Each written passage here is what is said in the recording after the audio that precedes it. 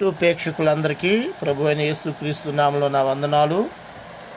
Walnuts, బాదం పప్పు, జీడిపప్పు, కిస్మిస్లు, మరి తేనె, ఖర్జూరాలు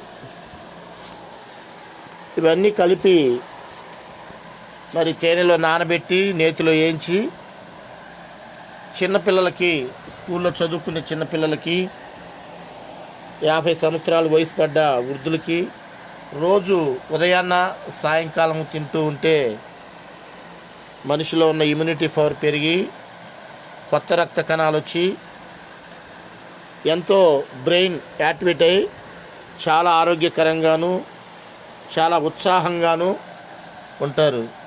ఈరోజు చెడు తిండులన్నీ తింటున్నారు కానీ ఇటువంటి ఆరోగ్యకరమైన ఆహారాన్ని తినట్లేదు. మరి వీటన్నిటిని తెచ్చుకొని చక్కగా నేతిలో వేపి ఒక సీసాలో పోసి తేనెలో నానబెట్టుకొని ఉదయాన్నే తినండి. మంచి ఆరోగ్యము. God bless you. ఆమేన్. నేను మీ చిన్న బాలరాజు పాస్టర్ని. మా ఛానల్ని సబ్స్క్రైబ్ చేయండి.